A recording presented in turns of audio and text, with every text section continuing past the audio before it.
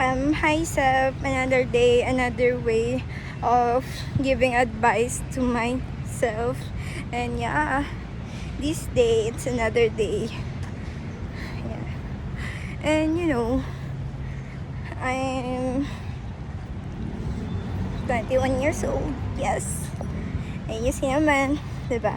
Nag-post ako nung unang pictures. Ay, hindi. Nung unang video ko. Another serye na naman ito ng life ko. And this me body after 1 year na nakalipas tayo sa my life. Yes, this my body na. Ko alam kung kita ba ako. Yes. May gusto akong sabihin. Alam ko may doubt ka sa sarili mo kung ano nangyayari sa life mo. Nagtatanong ka kung anong nangyayari sa buhay mo, kung may pupuntahan ba yung course na inaaral mo. And may mapupuntahan naman yan. Pero kailangan mo lang talaga siyang aralin. And alam mo naman sa sarili mo na minsan tinatamad ka. And alam mo naman na may paraan doon para mabago yung sarili mo. Yes. Tingnan mo after 1 year, ito yung body mo ngayong 2026. Diba last year umiiyak ka kasi nga sobrang taba mo. Tapos, alam mo yung ibang-iba din yung face mo, stress. Pero ngayon, look, wala akong makeup na ginamit sa mukha ko. It's my natural face. Yes. Like, hindi na siya ganun tulad dati. Tapos ito yung body ko. Diba? Atake siya. And alam mo, self, huwag kang mag-doubt. Like, step by step kasi siya. Hindi siya yung parang mabilisan. Self, panoorin mo to pag nagda-doubt ka na naman sa sarili mo. You're already 3rd year na, self. Diba? Isipin mo, dati, nung first year ka, ayaw mo na. Kasi sukong-suko ka na. Pero, look, kung titignan mo, 3rd year ka na, be. Atake, diba? Like, konting kembot na lang. And, alam mo yun, self, kailangan natin ma-process lahat kung ano ba talaga yung gusto natin sa buhay natin. Like, sana, inihiling ko na, huwag mo na sana gamitin yung app na yun. Kasi nagpapa-stress lang siya sa'yo. Alam mo yun? Like, unti na, lagi ka na lang iiyak. Atake, diba? Ang gusto ko lang sa'yo, self, stop using this app. Change your habit. And balikan mo yung mga ginagawa mo. Sa totoo lang, ang haba ng oras mo. Pasok mo 10, Monday, 10. Tuesday, 10. Tapos, Wednesday, 10. Tapos, sa Thursday, 1. 1 to 7. Sa 7 na yun, makakawi ka, 8. Tapos, pwede sa Thursday nga, morning, mag-exercise ka, or like magbasa-basa ka, or mag-review ka ng maaga. Ganun ba? Kailangan mong baguhin sa sarili mo. Kasi, girl, kung paulit-ulit lang din naman yung circle ng life mo, walang mababago, but I'm happy kasi look, sobrang laki ng pinagbago mo sa sarili mo. Hindi ka ganito dati, bumalik ka na, atake. Sobrang pretty mo, diba? Hindi ka na tulad dati na iniiyak mo yan, taba-taba ako. I'm so insecure of that. But you look so pretty. Oh my God, I'm so proud of that. And gusto ko lang sabihin sa'yo na 21 ka na, and gusto ko na ayusin mo yung life mo. Kasi, ayoko nang maulit lahat yung mga nangyari sa buhay mo nung dati. Gusto ko nang maging maayos yung buhay mo. And isa lang sa magiging sagot sa sarili mo is ayusin lahat ng mga desisyon. Huwag kang magkakamali ulit. Like, pag nagkamali ka, is parang lesson learned yun. Hindi naman siya alam mo yun, porket nagkamali ka na, wala na. Lahat ng pagkakamali is may lesson learned. Ayun yung tatandaan mo, self. Wag mong isipin na ganun-ganun lang yun. Ha? Tandaan mo yun, self. Natakot ako dito. Baka mabilutin yung cellphone ko. Dito yan tayo. Lakad-lakad yan tayo. Alam mo, ang daming pwedeng gawin sa 21. Alam mo ba, masaya ako sa 20 years old ko. Kasi, ang dami kong magagandang memory na na-create. Hindi tulad dati na puro iyak lang ako. Kasi nga, sobrang taba ako. Tapos insecure ako. Diba? Like, I'm so grateful because tabi-tabi po, paupo ako. Oh my God, masaya ako kasi sobrang daming magagandang nangyari sa life ko ng age of 20 at may pinakawalan ako. Nung mawala yun sa buhay ko, naging maayos yung life ko. And alam mo yun, minsan na may mga bagay na dapat talagang pakawalan na para maging maayos ka. At tandaan mo, self, never na never kang magre-reply sa mga taong iniwan ka na.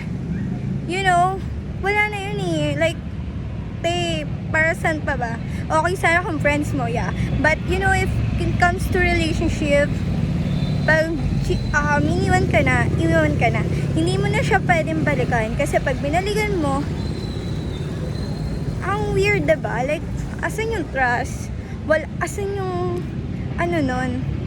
Parang, worth it pa ba? Hindi na talaga worth it yun. Kaya, wag mo iisipin na balikan. If ever, maalala mo yung mga ganung bagay, self, tandaan mo na maraming tao ang nakapaligid na maayos. Okay? Yung isang tao na yon hindi na dapat binabalikan. O yung mga tao nakilala mo, tapos sinasabi na, ganito, ganyan. O, okay, move. Alisin mo sila sa buhay mo, self. Self, alam ko na hindi madali yung ganong advice para sa'yo, sa akin, bilang sa sarili ko. But, you know, in the future, pag napanood mo to ulit, tatawa at iiyak ka na lang. Kasi, ang galing ko naman. Kasi, hindi na nangyari sa buhay ko yan. Diba, atake. So, masaya ako sa buhay na meron ako. Ngayon nasa BGC ako, sa favorite place area ko. Favorite area ko to kasi ang ganda niya. Like, I feel confident na magsalita dito. Kasi wala naman paki yung tao, te. Wala paki sila. Diba? Atake. Like, I'm so happy na. And, yung naramdaman ko kanina, wala yun. Isang bagay lang na dapat nakalimutan. And self, alam kong maraming distraction na nangyayari sa buhay mo. Gusto ko lang sana is huwag mong hayaan sa sarili mo na hanggang dun ka lang. Hindi ka mawala or hindi ka mag-improve. Dapat bawat araw nag-i-improve ka. Dapat araw may natututunan ka. Hindi pwede na kada araw wala lang. Walang nangyayari sa buhay mo. And stop using social media more. Like, you know naman na ang social media is distraction. And alam mo sa sarili mo na dapat pigilan natin yung ganong area ng buhay. Ha? Kasi self, pag paulit-ulit nangyayari yun, nasasayang yung oras natin. And ayoko mangyari siya ng paulit-ulit yun. Since nung 2023 na nangyaring may nasayang na isang taon, and ayaw ko nang maulit yun. Gusto ko na kada araw ngayon, mag-i-start ngayon, hindi ko naman binibidyo to na because of that, active ako. Gusto ko na mangyari, na maging maayos yung sarili ko. Kasi ayoko nang umiyak dahil, alam mo yun, ang dami kong pinagsisisihan. Ayoko na lang ganun. Gusto ko, masaya ako kasi nag-i-improve ako. Pero, alam mo, masaya naman ako ngayon kasi sobrang dami improvement na nangyayari sa buhay ko. Like, about sa school, nakakaya ko na mag-recite, nakakaya ko nang makipag-communicate sa ibang tao. But, hindi naman ganun kabilis. Pero, step by step naman yung nangyayari sa akin. Mahihain kasi ako pagdating sa school. Pero, you know, kilala ko yung sarili ko na makapal talaga yung mukha ko. Pero ayun nga, step by step yung nangyayari sa buhay ko. Kasi, alam mo, nandun yung trauma ng buhay na nangyari sa akin. But, you know, ayoko na umiyak ako dahil mababa yung grades ko. Gusto ko umiyak ako kasi dahil may natutunan ako. Sasabihin ko sa sarili ko, lang, dali-dali lang pala neto. Hindi naman pala mahirap. Ganon, diba? Atake siya. Ganun yung gusto kong life. And I want to continue this kind of life. And, you know, I'm not in good in English, but I'm trying my best na gawin yung mga bagay na hindi ko nakasanayan, na dapat makasanayan ko na. Kasi, ilang years na lang is magpo-4th year na ako. Tapos pagtapos ko ng 4th year, gagraduate na ako. Tapos magtatrabaho na ako. Siguro, pag nag-work na ako, sana may mahanap talaga akong work. And yeah, may mahanap akong work. And sana tugma sa course ko kasi ayoko nang hindi tugma sa course ko kasi I don't wanna waste my course, my program in 4 years. 4 years kong inaral tapos hindi siya tutugma. So, big no. Self, no, ha? Tandaan mo yung sinasabi ko. So, bali ngayon, aaralin mo yung mga dapat aralin.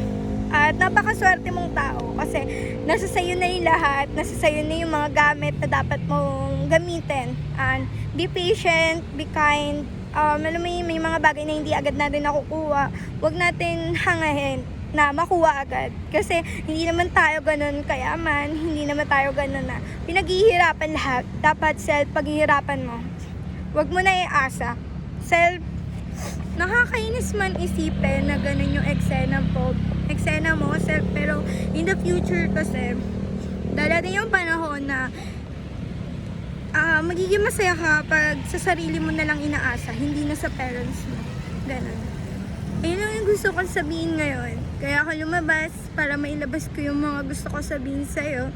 Sa bahay kasi hindi ko siya kayang sabihin.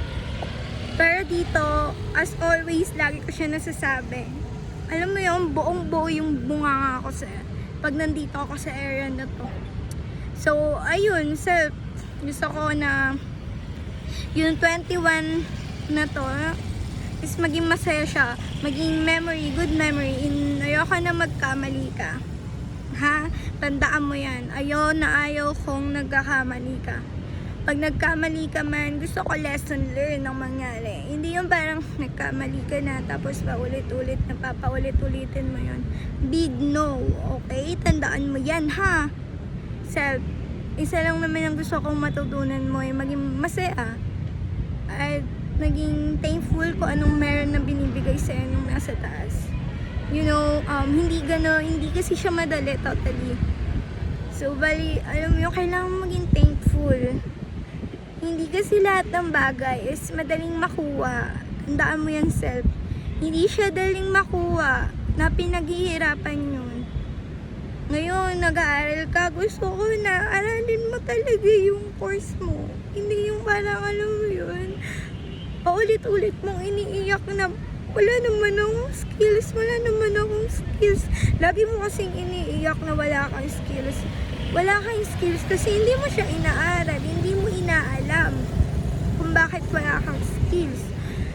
Alamin mo kung saan ka magaling, kung nasaan part yung dapat sa'yo. Alamin mo kung ano yung pinakagusto mo, di ba? Tandaan mo, lahat ng tao may skills. Ayun yung sabi. Be patient, aralin mo. Kaya lang naman kasi mo ng skills is dahil hindi mo siya inaalam, hindi mo siya inaaral. Diba? Anong ginagawa mo? Pag diba? Gumagamit ka ng isang app na yon. So, for nonsense. Diba? Naghanap ka ng kausap, nagsasayang ka ng oras, kasi sayangin mo sa pangarap mo. Diba? Sayangin mo sa pangarap mo. Tama, nakakaiyak na wala ka namang skills. You have skills. Tandaan mo yan. You are creative, girl. You know that. Alam mo po sa sarili mo. Ang creative mong tao. Kaya ka nga dito napunta sa course na to. Kasi ito yung pinili ng puso mo. May dahilan bakit ka nandito. May dahilan bakit mo